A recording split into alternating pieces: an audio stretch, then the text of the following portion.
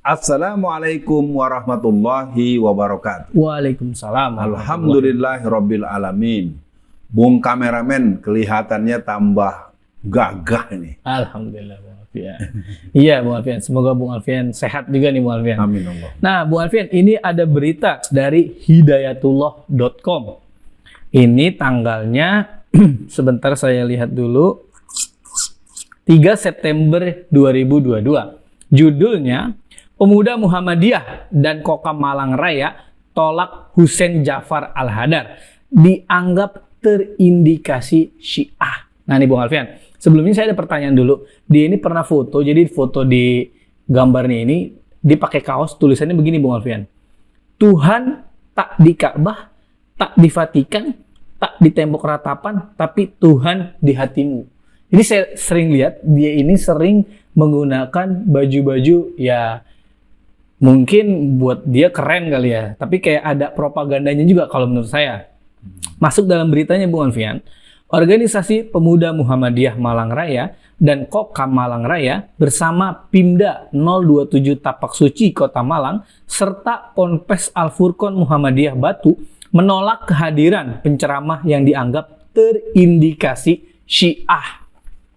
Disebutkan dalam pernyataan sikap bersama mereka bahwa penceramah tersebut, Husein Ja'far Al-Hadar, dianggedakan menjadi narasumber pada acara forum resmi Muhammadiyah Pramuktamar mendatang.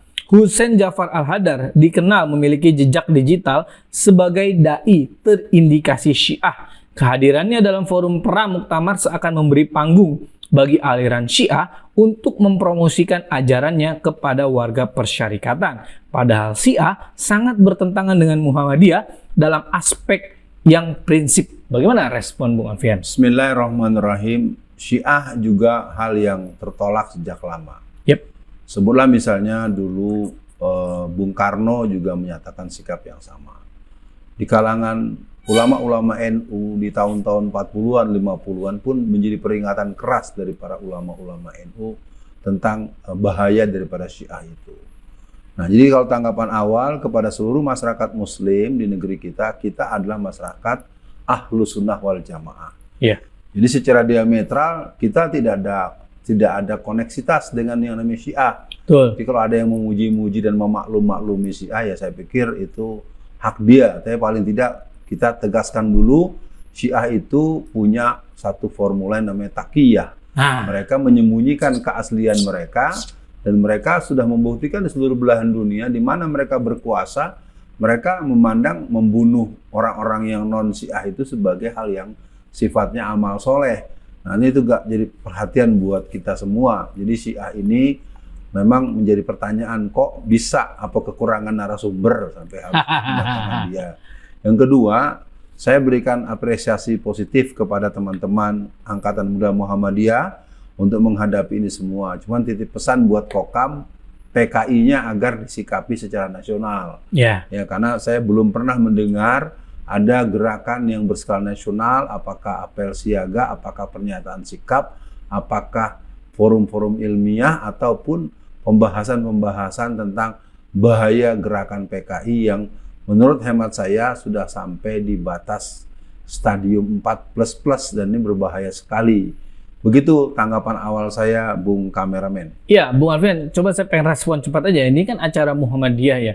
Terus tiba-tiba buat acara Pramuktamar Muhammadiyah. Kok bisa gitu orang yang terindikasi Syiah? Berarti kan yang perlu jadi pertanyaan, yang undang ya Bung Alfian.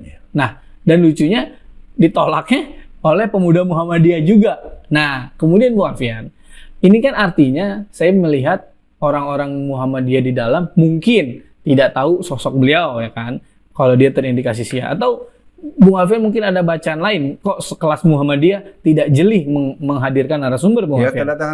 Kedatangan orang-orang semodel Husein Ja'far Al-Hadar ini bukan yang mendadak.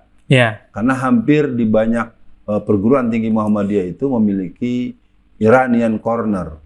Jadi ada pojok Iran. Nah, itu kan pertanyaan itu ketika ada gedung-gedung walaupun mungkin menempati space yang tidak besar, lalu ini sebenarnya urusannya apa? Kok kayak seperti kekurangan pelajaran aja sampai harus menaruh orang-orang Syiah sebagai bagian daripada komponen kemuhammadiyahan kita.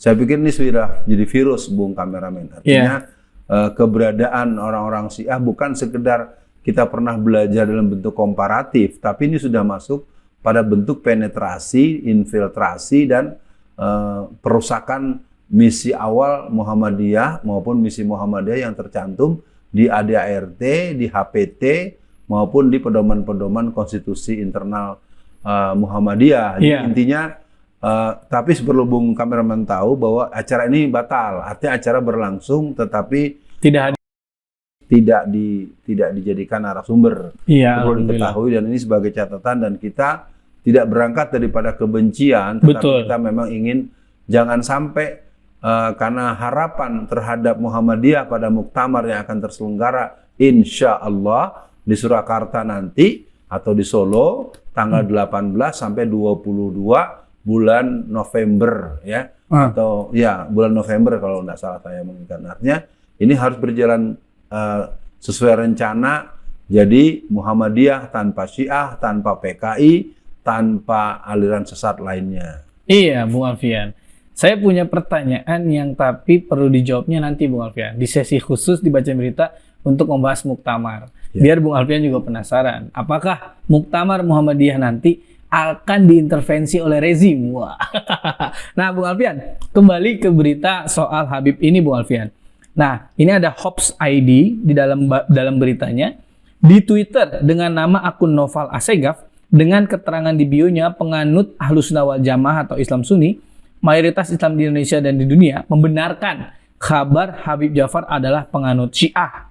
Jadi tulisan Noval Assegaf di Twitternya, bukan asumsi dia memang penganut Syiah dan lulusan sekolah Syiah.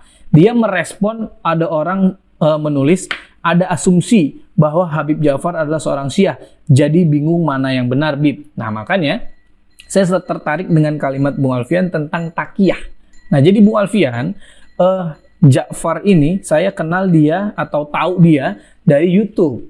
Karena dia sering berkolaborasi dengan Coki Pardede, tahu Bung Alfian, yang tertangkap narkoba, yang kerap menghina Islam. Kemudian dengan Tretan Muslim. Nah, dia disebutnya sebagai pelindung orang dua itu karena dia berlabel Habib, Bung Alfian. Nah, dengan takiyahnya itu memang Bung Alfian, kalau saya lihat di sosmed, dia pembawaannya tuh kalem, adem, menyejukkan, dan bisa banyak, bahkan sampai ada yang bilang non-muslim, wah jadi asik nih Habib nih, pembawaannya nih tidak seperti sebelah terlalu keras. Nah, Habib ini nih bagus nih, bikin kita tersadarkan dengan Islam. Tapi kan ini kan ada berita dari Hidayatullah, dia terindikasi Syiah. Kan patut diduga penolakan Muhammadiyah itu pasti punya dasar ya Bung Alfian. Nah, ini bagaimana? Apa pesan Bung Alfian untuk anak muda yang senang bersosmed agar tidak cepat terpengaruh oleh orang-orang, siapapun orangnya, jangan sampai kita terjerumus pada kesyiaan, ke-PKI-an atau aliran sesat yang lainnya, Bung Alfian? Penampilan, gaya penuturan, performan, gestur, saya pikir ini buat semua masyarakat dan pemirsa, kaum remaja yang menyimak, generasi muda Muhammadiyah atau generasi muda Islam secara umum, jangan menjadikan kita silau untuk memuji dia sebagai pembawa kebenaran. Karena para penipu-penipu juga awalnya lemah lembut, bagus, ya kan? Ya, pada pengasong-pengasong ajaran-ajaran sesat memang biasa begitu. Kan penampakan, performan perorangan, gaya, stylish itu tidak bisa dijadikan alasan kita untuk menuding kebenaran agama kita yang buat kita Ahlussunnah wal Jamaah merupakan pilihan kolektif. Indonesia bukan negeri Syiah. Jadi yang Syiah, tolong Anda mendingan ngaku gitu. Jadi kan saya tahu, ini kalau ditanya ntar jawabannya apa, saya Muslim gitu terus. Udah tahu. Jadi intinya sebagai penutup daripada dibacain berita sesi ini, saya paham Hidayatullah itu sebuah kelembagaan jurnalistik yang tidak sembarangan dalam memuat berita. Jadi artinya apa yang disampaikan oleh Hidayatullah ini hal yang perlu disimak lebih mendalam. Iya, Bung Alfian, betul. Jadi ada tambahan dari Hops ID tadi, Bung Alfian, yang ada Assegaf tadi respon. Ternyata ada jejak digitalnya cuitan Habib Ja'far itu, Bung Alfian, pada 2013. Ini saya bacakan tulisannya Bu Alfian. Adakah jaminan yang lebih pasti di akhirat nanti selain jaminan dari Imam Ali bahwa pencintanya takkan berjarak darinya walau sejengkal? Wah, ya Bung Alfian mungkin sekalian langsung dengan closing statement yang maaf Ya, tadi saya interupsi. itulah kita katakan Syiah itu bukan Islam. Itu menjadi kesepakatan para ahli-ahli ilmu agama secara internasional. Ya, Karena dia selalu menyalah-nyalahkan, bahkan sampai menyalahkan Allah, menyalahkan Rasulullah, bahkan menganggap bahwa firman Allah itu salah alamat, harusnya diberikan kepada Ali bin Abi Thalib. innalillahi. Yang pasti sahabat Ali, sahabat Nabi Ali bin Abi Thalib itu tidak punya pikiran seperti itu. Betul. Jadi yang kedua, mereka menganggap peralihan kepemimpinan dari Rasulullah kepada Abu Bakar Siddiq pun sebagai hal yang tidak betul. Harus setelah Rasulullah itu langsung ke Ali. Jadi artinya ini juga persoalan serius. Iya. Di mana pada puncaknya mereka dikenal dengan istilah Syiah Ghulat. Syiah Ghulat ini mereka bahkan sampai mempertuhankan Ali. Mereka Innalillahi. kalau sholat atau beribadah itu membuat poster atau sejadah Baliho. yang berlampu. Iya, Oh, iya. tapi berniat dan mereka sujud dan beribadah Ya Allah. menyembah Ali, dan itu sudah nggak keru-keruan. Iya. Tapi juga jangan lupa ada yang juga cukup berbahaya, yaitu Syiah Rafidah Betul. yang banyak diikuti oleh para tokoh-tokoh di berbagai institusi, di berbagai instansi, di berbagai ormas. Itulah repotnya kita sekarang Betul. berhadapan dengan Syiah, dengan komunis, dengan Islam Jamaah, dengan yang lain-lain. Kita punya persoalan-persoalan yang kelihatannya memang menjadi kewaspadaan buat kita agar kita tetap berada di jalan ihdinas siratal mustaqim. Sekian dibacain berita pada sesi ini. Assalamualaikum warahmatullahi wabarakatuh.